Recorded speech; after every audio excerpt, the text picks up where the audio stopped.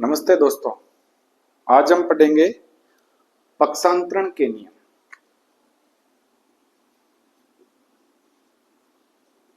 पक्षांतर के नियम। अब इसमें सबसे पहले पक्षांतर शब्द का अर्थ क्या होता है यह समझेंगे। पक्षांतर का मतलब होता है एक पक्ष से दूसरे पक्ष में जाना या बदलना। जैसे कि एक क्वेश्चन है 3 + x = 4। ठीक है, अब इसमें आपको x का मान ज्ञात करना है। ठीक है, x का मान ज्ञात करने के लिए हमें क्या करना पड़ता है? पक्षांतरण। क्यों? क्योंकि इस x को इस बराबर के एक तरफ लाना है और बाकी जितनी भी चीजें हैं, जितनी भी संख्याएं हैं, उसको दूसरी तरफ ले जाना है। ठीक है, कैसे? x = 4 और इस 3 को जो x के साथ है प्लस में, इसको इस 4 के साथ लेके जाना है। तो ये प्लस का है तो बराबर के दूसरी तरफ जाएगा तो ये माइनस का हो जाएगा। ठीक है, तो x का मान आ गया 1। अब इसमें पक्षांतरण का कौन सा नियम लगा है? यह नियम लगा है कि जब दो संख्याएं जोड़ में हो और किसी एक संख्या को बराबर के दूसरी तरफ लेके जाना है, तो अगर ये प्लस की संख्या है तो इधर जाएगी तो ये माइनस की हो जाएगी। अगर ये संख्या माइनस की होती और बराबर के दूसरी तरफ जाती तो ये प्लस की हो जाती। ठीक है, इस तरीके से अगर संख्याएं इधर हो और इधर लानी हो तो भी चिन्ह परिवर्तन करेगी। अगर प्लस की है तो माइनस में हो जाएगी और माइनस की है तो प्लस में बदल जाएगी। दूसरा क्वेश्चन देखते हैं।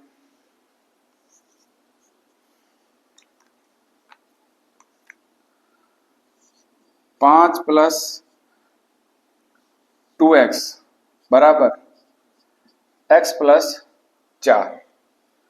ठीक है, अब देखो इस क्वेश्चन में क्या है कि दोनों तरफ x भी है और दूसरी संख्याएं भी है। जो संख्याएं x में, y में, z में ऐसी संख्याएं होती हैं उसे बोलते हैं चर, और जो नंबर में होती हैं 5, 4 उसे बोलते हैं अचर। अब हमें x का मान ज्ञात करना है तो एक तरफ x की मतलब चर संख्याएं एक साथ रखो और दूसरी तरफ जो दूसरी संख्या अचर है उसको एक तरफ ले जाओ। अब यहां पे 2x है,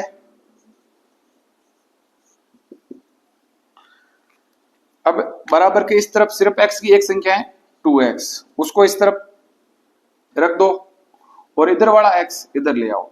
तो ये x है, ये प्लस का है तो बराबर के इस तरफ आएगा तो ये माइनस का हो जाएगा। बराबर, अब यहाँ पे बचा क्या? पहले वो लिखो, यहाँ पे बचा है 4। ठीक है, अब ये 3 चीजें तो हमने लिख ली। अब बचा क्या? ये 5 बच गया, तो इस 5 को बराबर के इस साइड लेके आ जाओ तो ये हो जाएगा प्लस का है तो यहाँ पे आ जाएगा माइनस का 5। 2x - x, 2x में से x गया, पीछे क्या बचा? x। कैसे? अब 2x है मतलब x + x कितने होते हैं? 2x - x, तो इस x से इस x, ये x कट गया, पीछे क्या बचा? x। x = 4 में से 5 को निकालना है। जाएगा क्या?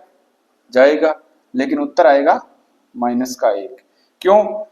अब जो एक प्लस की संख्या है और एक माइनस की है, इसका मतलब हुआ जो संख्या बड़ी है उसमें से छोटी संख्या को निकाल लो और जो संख्या बड़ी है उसके आगे जो चिन्ह है वो चिन्ह उत्तर में लगा दो।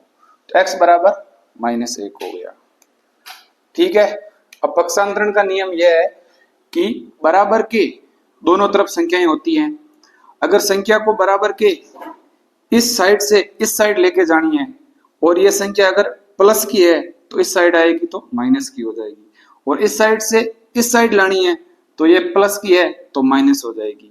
अब हम माइनस वाली संख्या लेके देखते हैं। कितनी चीजें थी प्लस की? तीसरा क्वेश्चन 2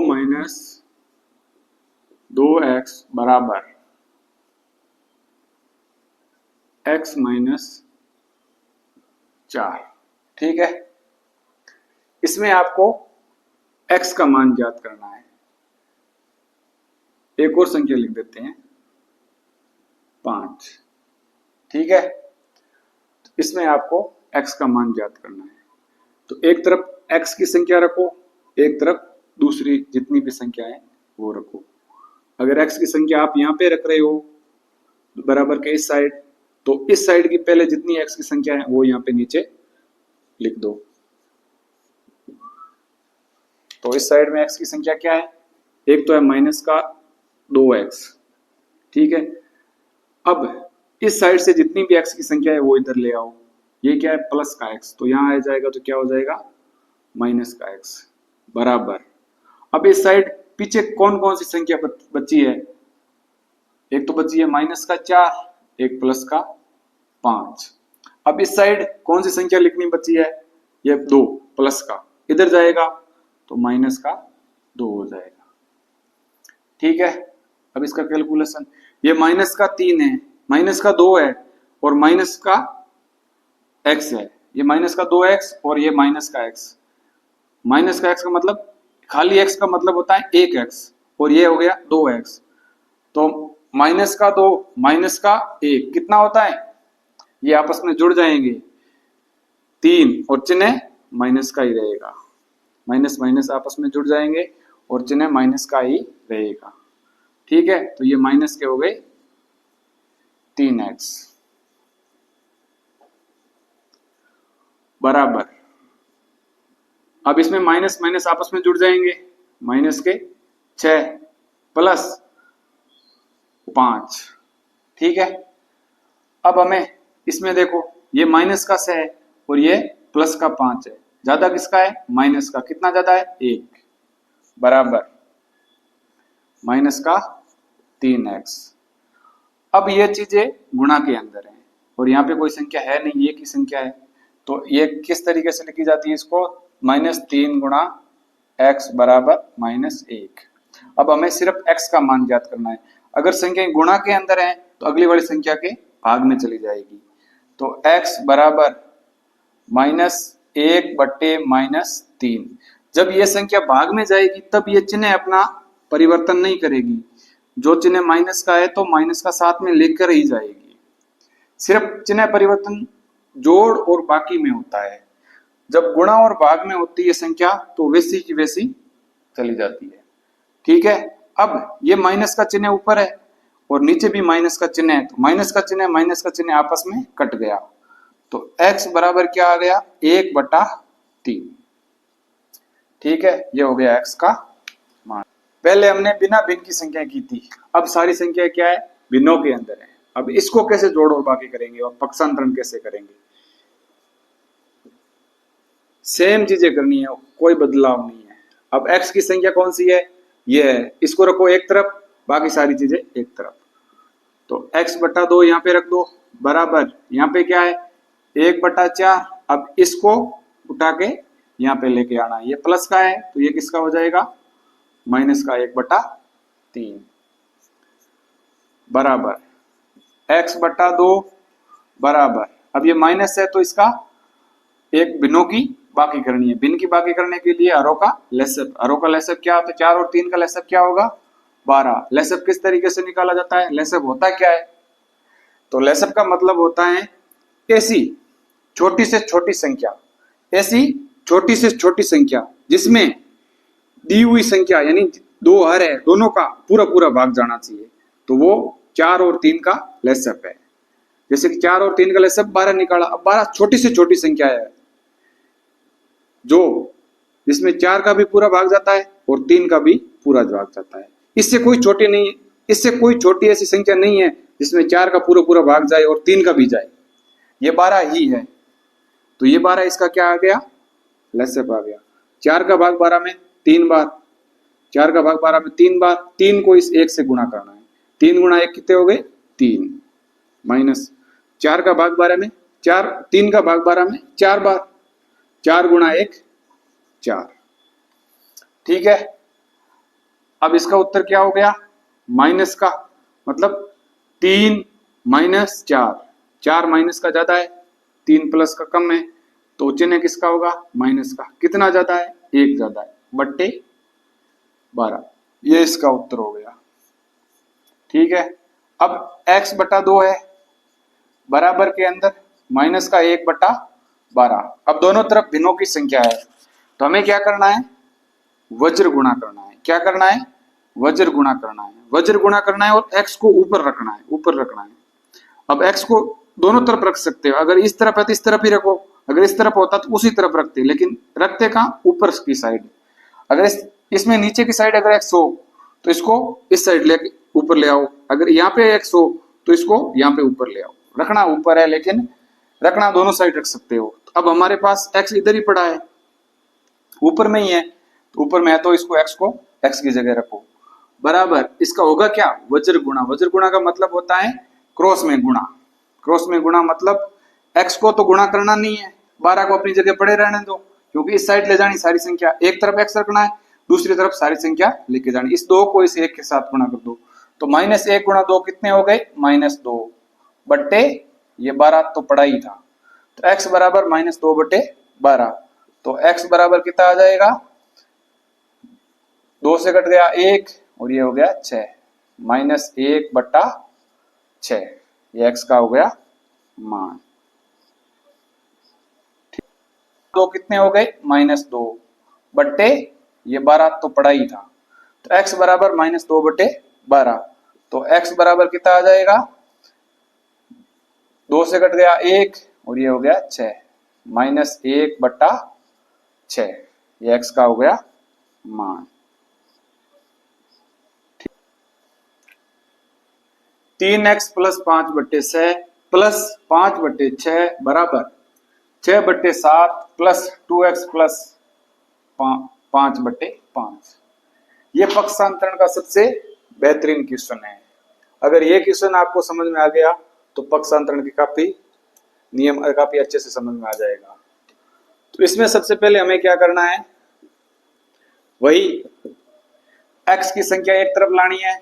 x की संख्या मतलब x की संख्या होती है अचर, और दूसरी जो गणितीय संख्या है उसे बोलते हैं अचर। अचर का मतलब होता है जो फिक्स होती है, जिसका मान फिक्स होता है। 5 है तो 5 का मान 5 ही है, और 5 बटे 6 है तो 5 बटे 6 का मान 5 बटे 6 ही है, लेकिन x का मान हमें पता नहीं है। x का मान तो हम निकालेंगे तब पता चलेगा। तो वो संख्या तो हो गई चर, और जो फिक्स संख्या होती है वो होती है अचर। ठीक है, 3x प्लस 5 बट्टे 6। अब ये x की संख्या है तो ये तो रहेगी बराबर के इस साइड लिख दो 6। अब और कहीं x की संख्या कहाँ नजर आ रही है? ये, तो इसको पूरी संख्या को इधर ले आओ, -2x प्लस 5 बट्टे 5 बराबर। अब पहले ये संख्या लिखो, बराबर के दूसरे बराबर लगने के बाद बराबर के इस साइड जो भी संख्या बची हुई है लिखी नहीं है वो पहले लिखनी है, 6 बट्टे 7। अब जो यहाँ पे हमने संख्या छोड़ी है उसको बराबर के इस साइड लेके आ जाओ, और चिन्ह किस में करो? अगर प्लस का है तो माइनस में, माइनस का है तो प्लस में। अब ये माइनस का हो जाएगा, क्यों? यहाँ पे प्लस था तो यहाँ पे माइनस हो गया। ठीक है, अब ये दोनों संख्याएं भिन्नों की है, तो इनको क्या करना है? लेसअप लेके और फिर इनको जोड़ दो, तो 5 और 6 का लेसअप आ गया 30। 30 कैसे आया? 5 और 6 का लेसअप। तो लेसअप का मैंने मतलब समझाया था कि ऐसी छोटी से छोटी संख्या जिसमें दी हुई संख्या, यानी किन संख्याओं का लेसअप निकालना है, 6 और 5 का लेसअप निकालना है, तो इन दोनों संख्याओं का पूरा पूरा भाग जाना चाहिए, और ये छोटी से छोटी संख्या होनी चाहिए। इससे छोटी कोई संख्या नहीं होगी जिसमें दोनों का भाग एक साथ जाता हो, तो ये छोटी से छोटी संख्या है। तो अब 6 का भाग 30 में कितनी बार गया? 5 बार गया। अब 5 को ऊपर पूरी संख्या को एक साथ गुणा करना है, तो आपको ऊपर वाली संख्या को लिखना पड़ेगा कोष्टक के अंदर। ठीक है, अब 5 का भाग 30 में कितनी बार गया? 6 बार। कितनी बार गया? 6 बार। अब 6 को ऊपर पूरी जितनी भी संख्या उस पूरी संख्या से गुणा करने के लिए ऊपर वाली संख्या को कोष्टक में लिखना। बीच में चिन्ह किसका है? माइनस का, बराबर। इसी तरीके से इन संख्याओं का भी लेसअप ले लो, 42। 42 आ गया। 42 कैसे आया? 42 ऐसी छोटी से छोटी संख्या है जिसमें ये दो संख्याएं इनका पूरा पूरा भाग जाता है। 7 का भाग 6 बार गया, 6 गुणा 6 कितने हो गए? 36 माइनस 6 का भाग 42 में 7 बार गया, 7 गुणा 5 कितने हो गए? 35। ठीक है, अब ऊपर वाली संख्याओं का कोष्टक खोलो। अब ये 5 गुणा के अंदर है और कोष्टक के अंदर जितनी भी संख्या होती है इस तरीके से होता है ना, a गुणा बी प्लस सी। तो a का अंदर जितनी भी संख्या सबके साथ बार बार बारी बारी से गुणा होता है, तो इसको इस तरीके से लिखते हैं ए बी प्लस ए सी। इसी तरीके से ये लिखेंगे। 5 का पहले 3 के साथ गुणा होगा, 3x के साथ, तो 5 3 15x हो गया, प्लस 5 का 25 के साथ, 5 का इस 5 के साथ भी होगा तो कितने हो गए? 25। ठीक है, अब इसी तरीके से इस 6 का इन दोनों के साथ बारी बारी से गुणा होगा। ये क्या है? माइनस का 6, ये क्या है? प्लस का 2 है। तो प्लस और माइनस गुणा में होते हैं तब क्या होता है? माइनस का चिन्ह होता है। 6 दूनी 12x, ये प्लस का 5 है, माइनस का 6 है, तो प्लस और माइनस आपस में गुणा होते हैं तो माइनस का चिन्ह होता है। और 30 बट्टा हो गया 30 बराबर 36 में से 35 गया, एक नीचे क्या रहेगा? 42। ठीक है, अब x का 15x और माइनस के 12x। अब x वाले मामले में ज्यादा किसका है? प्लस वाले का है, माइनस वाले का? प्लस का ज्यादा है, कितना ज्यादा है? 3x। ठीक है, और नॉर्मल संख्या में कौन ज्यादा है? माइनस का 30 ज्यादा है। 25 में से 25 है, ये 30 है, तो 30 ज्यादा है तो किसके हैं? माइनस के हैं। कितने ज्यादा है? 5 ज्यादा है। बस बट्टा में 30 और 1 बट्टा 42, ये बराबर में तो है ही। अब ये ऊपर मतलब दो भिन्नों की संख्या है और बीच में बराबर है तो क्या होगा? वज्र गुणा। अब 42 का इनके साथ गुणा हो जाएगा और 30 का इस एक के साथ गुणा हो जाएगा। अब ये गुणा किस तरीके से होगा? देखो,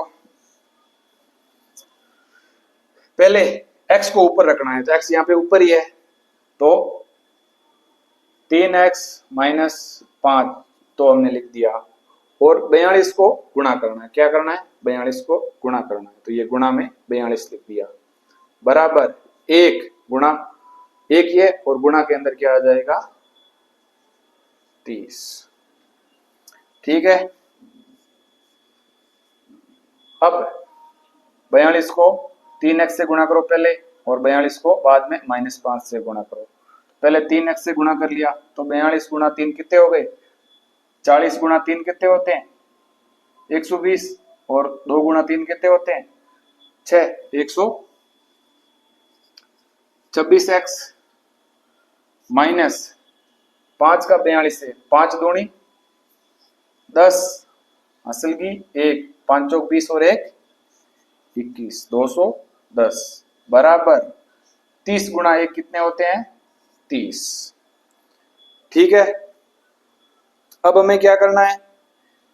पक्षांतरण करना है। अब वो सेम चीज हो गई प्लस माइनस वाली, मतलब x की चीजें इधर रखनी है, बाकी जितनी भी चीजें वो बराबर के उस तरफ लेके जानी है। तो हम क्या करेंगे? 126 x है वो तो बराबर के इस साइड रखेंगे, बराबर के इस साइड क्या है? 30 पहले लिख देंगे, बाद में ये -210 है इधर लाएंगे बराबर में, तो ये हो जाएगा प्लस के 210। ठीक है, अब आपको